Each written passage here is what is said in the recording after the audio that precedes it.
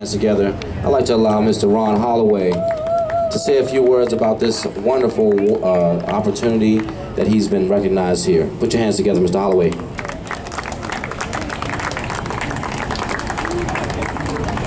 How y'all doing? First of all, I'd like to thank all of you for coming out because you really didn't have to show up. I know you all have other things you could be doing, like maybe, I don't know, watching something on television. Probably some series you're missing right now. But anyway, I really cannot tell you how much this means to me. It will take quite a while for me to digest the whole thing, because first of all, when I look across the street, I realize that my parents, that was their hangout right there. All my life I heard about them coming to the Howard Theater and hearing all these master saxophone players like Illinois Jacquet, Gene Ammon, Sonny Stitt, and just a whole list of master jazz musicians. So I've been hearing about the Howard Theater all my life, and my parents went to Howard University.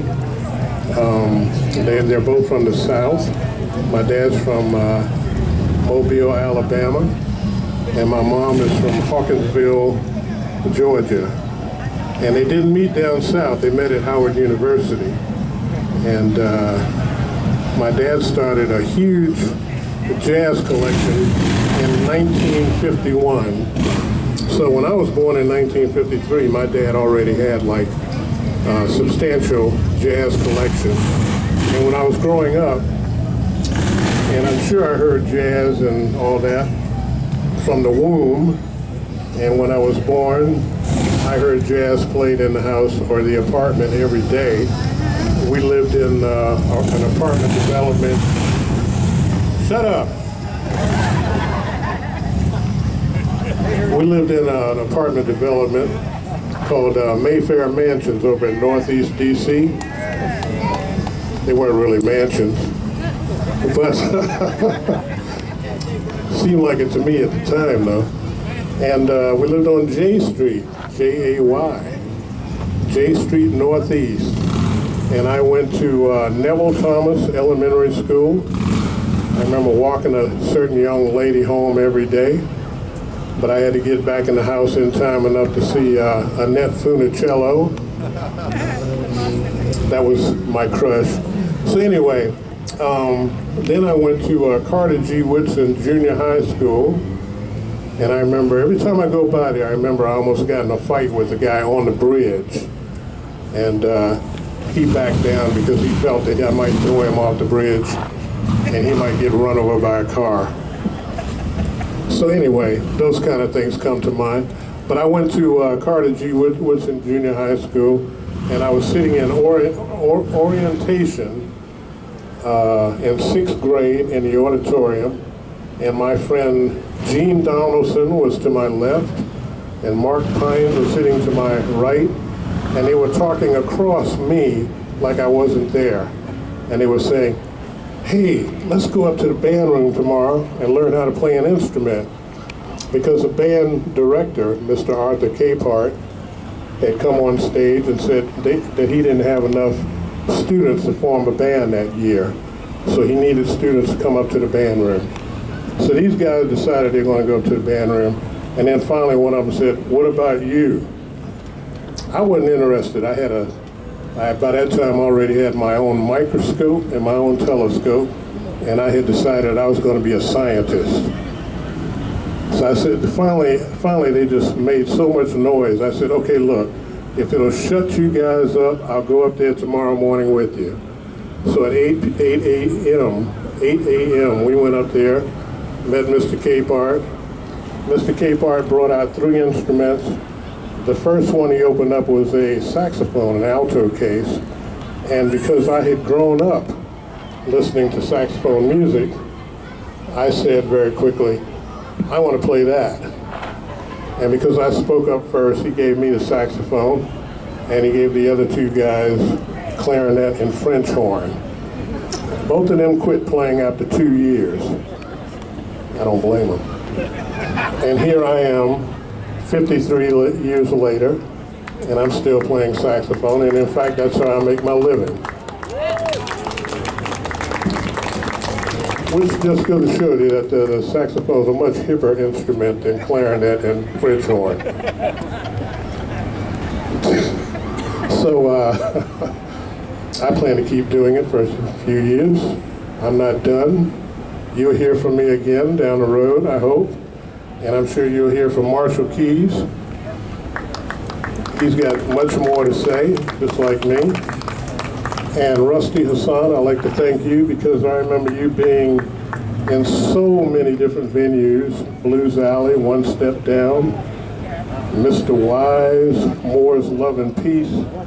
Anywhere that they had jazz, I saw Rusty Hassan. And he was in the audience many times when I was on stage with Dizzy Gillespie at Blues Alley.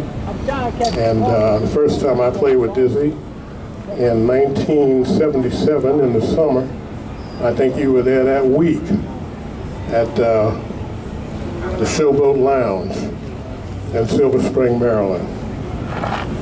And then I saw you in the audience when I was playing with Gil Scott-Heron. And many times when I sat in with Freddie Hubbard, I saw you there. And we're still standing. Also, Tim Masters was nice enough to have me on his show on the radio. Marshall Keys and I jammed at Mr. Wise. I'm sure I'm going to forget something. We probably jammed at Moore's Love and Peace with David Yarborough, who was here earlier. And we certainly played together at Blues Alley and many other clubs around town. Jackie Lee's representing the neighborhood clubs, black-owned clubs in D.C. That's really where I cut my teeth. I played in Jackie Lee's with a band called Mad Dog and the Lowlifers with Doug McKenzie and Greg Gaskins. Yeah, that was invaluable, playing 4 nights, no wait a minute. Yeah, I guess at least 4 nights a week for 4 years. And you kind of learn how to play an instrument if you play that often, week after week, year after year. So I did that. And as I said, you know, I was born in Georgetown Hospital, so I'm a product of Washington, D.C., for certain. I've been around the world a couple of times, but I've never moved. I've always been here, and I'm not planning on going anywhere. So you'll have to kick me out. Thank you all for showing up. Thank you, Ron, so much. And along with Ron, there are 2 other people that I know that traveled around the world to play music, and one just stepped across the street. His name is David Akers. He played trumpet with Wilson Pickett, and he just stepped across the street there. But Greg Gaskins is another one who traveled worldwide, because he not only did he play with several other people, but he played 14 years with the Manhattans, and then he went on to play 14 or 7 years with Elvis Presley. And so he traveled worldwide. He played guitar, and he's still in Washington, D.C. He lives right down the street at 15th and U at the Paul Lawrence Dunbar Apartments. So there are many of you around, and it's not always about jazz, and sometimes it's just about the music, period. And may I say to you that all the music is the same because it's all black and white. The notes are black and white. I don't care what you do with it. Okay, you can play anything you want to play. So I'm just saying, you know what I'm saying? But anyway, we're going to do the jam session, and I'm turning that over to Herb because he put it together. Bless his heart. You all have no idea what we went through this morning, and he did it. So there you go. Right. One more time for Mr. Ron Holloway and Miss Sandra Butler-Turnnsdale for putting this together, and thank you, Mr. Holloway. We have, in the spirit of the music, we have a few musicians here.